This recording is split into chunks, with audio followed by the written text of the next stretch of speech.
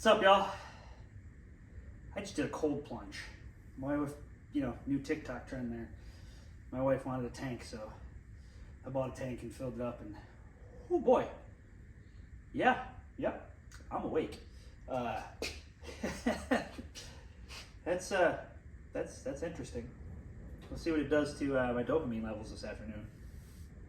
Anyways, this week's video for Build a Kingdom is not that exciting, I guess. It's probably just going to be a lot of time lapse because you guys have seen me do this more than once. I got to swap the transmission out of this car.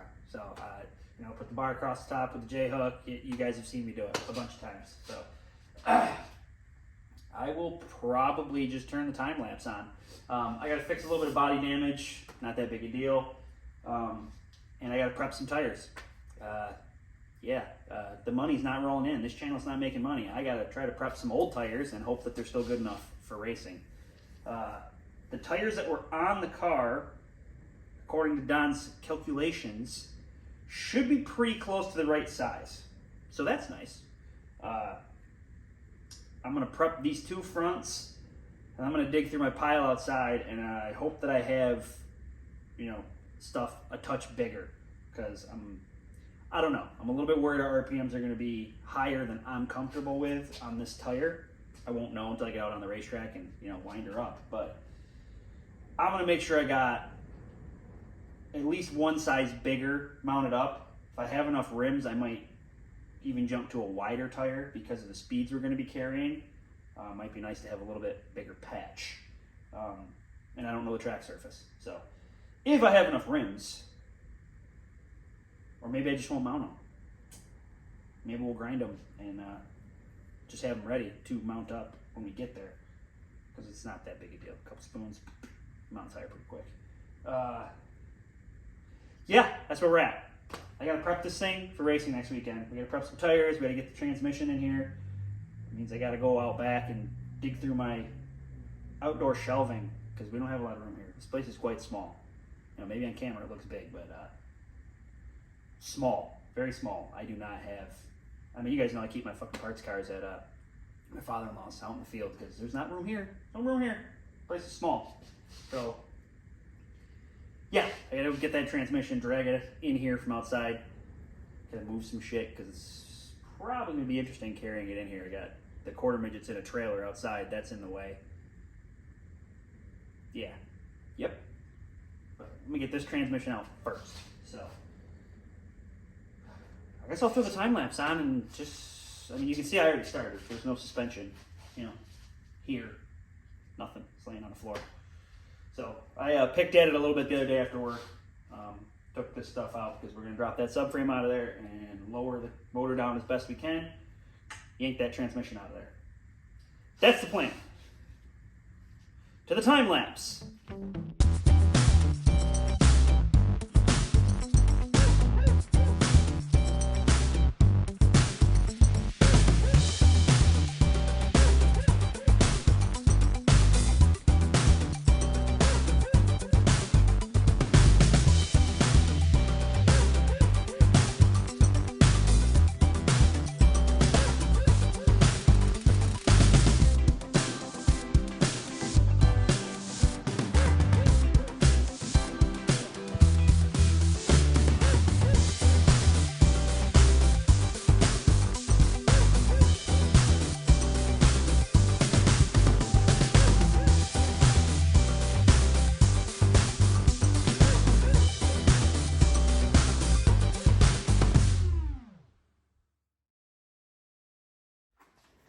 All right, so as you can see, transmission's back in.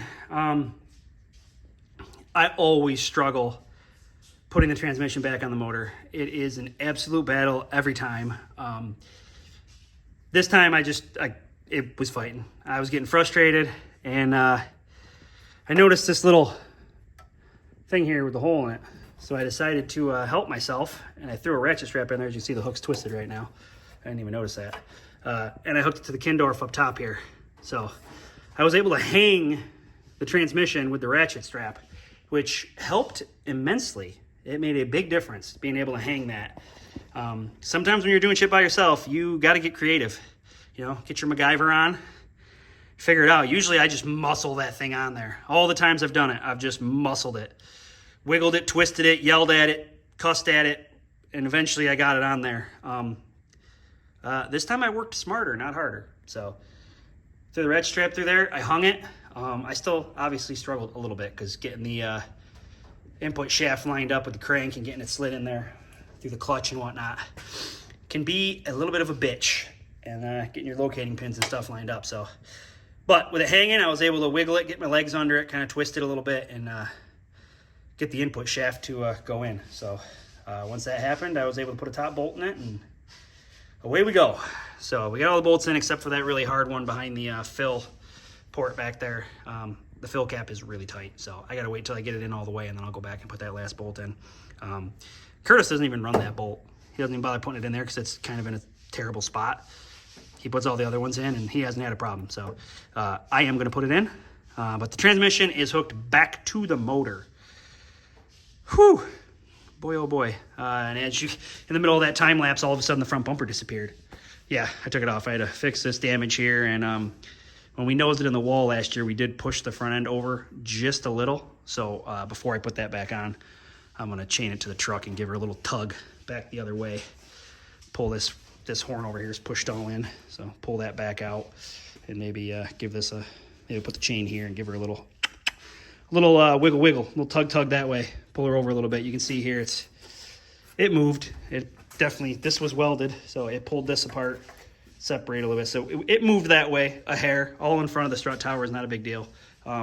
So got to, we're gonna get that little tug. We'll pull it over a little bit before we put the nose piece back on, and we got a little body work to do. Got a little body work to do to this fender. I already straightened this one up a little bit. It's not as bad as it was, so gotta straighten that plate out. It's all smashed. So I got a little family get together to go to, so next time the camera turns on, the subframe will probably be back in, and we'll be hooking stuff back up, and then we'll move on to prepping some tires. Fun. All right, we're gonna change the boot on this axle. One thing you need to know about these axles is stock axles are way stronger than the aftermarket axles. So if you just parted out your 5-speed Cobalt and threw the axles away because they were rusty, you made a mistake. These are way better. I know you guys are probably thinking, well, I get them in advance and they have a lifetime warranty and I can turn them in for a new one. That's great. I like to finish races. So broken axle, you're not gonna do that. So we're gonna change out the boot on this. We'll show you guys how to do that pretty quick here. All right, so in the last race at Outlaw, this popped off. I'm sure you've all had that happen before. So we are going to, we're gonna take this off of here, and you can get new ones at the auto parts store. Did it come with clamps? Yes, this is my preferred. Right there, there's your part number, Napa, boot with clamps. We'll show you how easy this is to do. It's not that complicated, really. A lot of times these old boots come off of here because they get extremely stiff and inflexible. So they pull off, and you can clamp them back on, but they're just going to pull off again. So the easiest thing to do is just cut them off, get them out of the way. Those collars are pretty strong. Tin snips usually don't cut it. So he's got a little cut-off wheel here. Collar, stand back, buddy.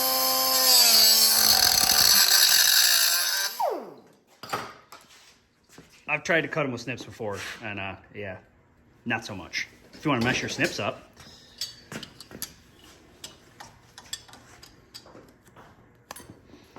I've also tried to re-clamp the stock clamps before with like a chisel. No go, pops right back off again.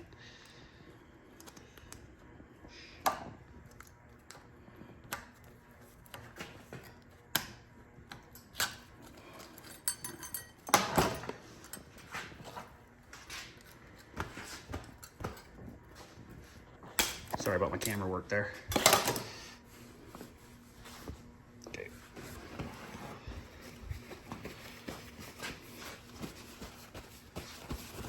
All right. You get this off.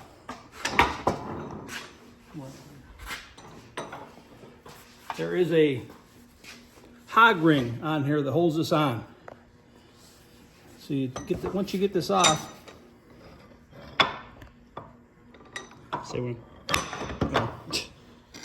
Oh, watch your foot, Connor. Grab that, Connor. It's gonna get away. That's the easiest way to get it apart. Little pop. Off it comes. It's not focusing. See, there's a little spline there that it sits on. And you can see the groove where the hog ring is. Right there. Yep. So you have to do that in order to get the boot on, obviously, because it is not going to fit through that little hole. Okay? That's what she said.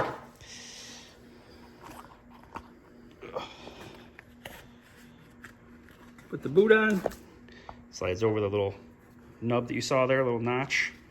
Now this is full of undesirable stuff because the boot came off and it's got dirt in it.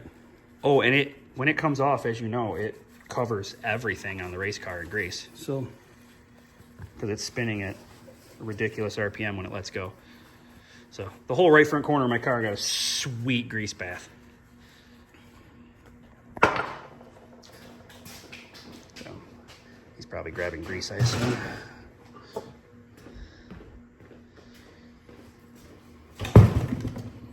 So we're going to go ahead and give it a pole barn garage rebuild.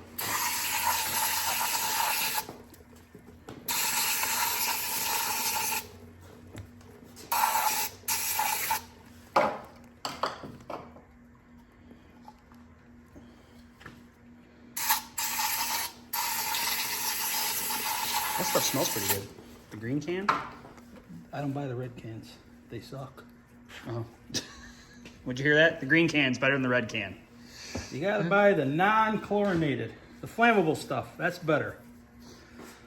The non-flammable stuff is also non-cleanable.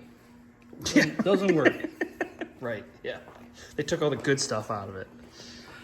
All right, we get the most of the grunge out of there. Slide this back on. Find yourself a mallet. I was dumb. I didn't bring a nut with me, so. Whoop, Pop it back on. Nice and easy. And that's it. That's on there. Now grease. It comes with grease. Comes with grease. Is that that molybdenum stuff? Yes. Probably. Yes. Special grease. This is for race cars. We're not running this thing 100,000 miles. We're racing. I do not put the whole bag of grease inside of here. I put maybe a third of the bag of grease inside of here. My theory is too much grease in there gets caught in the bellows of this thing, and that's what pops them. If you ever see one that has a hole in it with no other damage, I believe it hydraulicked, the grease hydraulicked in there and popped the hole in your end. It's always in the end, the first bellow. Because you're spinning the grease out into the boot, and it's extra weight when you're spinning at that high RPM. Also, and it's blowing out. When you're in the corner and you're on the gas and on the pin at the same time, turning as far as you can. Which you shouldn't be doing. You're pushing grease up into there, which tries not to happen often, but it does happen. Sometimes your foot gets heavier than your brain. So, it works for us. Like I said, I put about 1/3 of that thing of grease in there is all. If you're seeing this video as part of the Build It Kingdom page, I will cut a short out of this so that just this part is available, pinned to the top of the Cobalt Crew page, so you guys can find it if you need to go back and try to do this.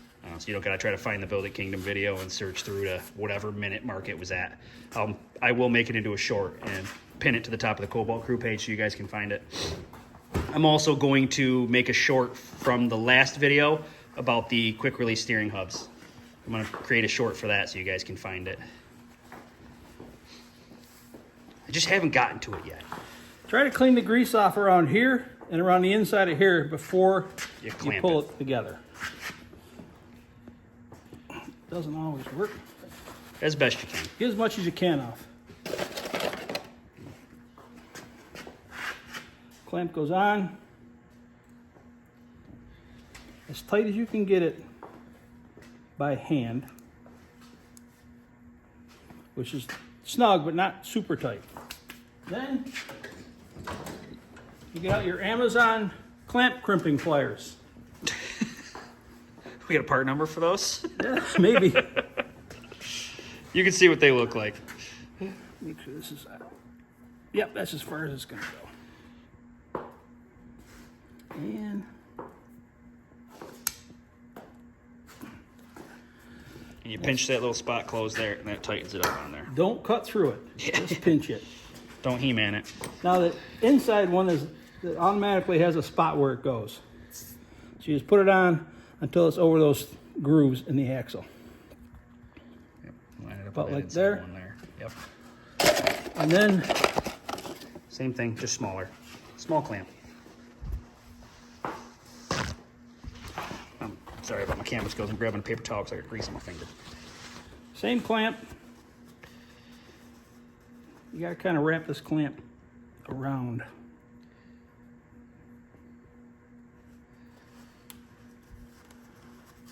Here, let me show you these pliers. Amazon, little pinch pliers here. I'm sure there's multiple uses besides what we're using them They for sell these them with things. a kit. Comes with a kit. Actually, they sell them with a kit. I'll get the kit out in a second. They sell them with a kit that comes with some bands. Oh, in case you want to try to just put your boot back on at the racetrack and clamp it down. Yep. You know, if you notice it popped off between your heat and your feature or something. And that's all there is to it. That's it. Look at that. It's like brand new. And way stronger than aftermarket. It's worth taking the time to do it. Way more flexible than Than stock, the old stock one. than the potato chip that was on there. Yes. So there you go. Pretty there is to simple. Like he said, it's on Amazon. I'm sure you can probably get it on eBay. I do not have the part number for you. I will try to look it up online and post the link to it after this video. So there you go, guys. That's it. Quick, easy one. Fix your axles. Again, stock axles, takeouts are way stronger than aftermarket. If you can get your hands on them, stockpile them.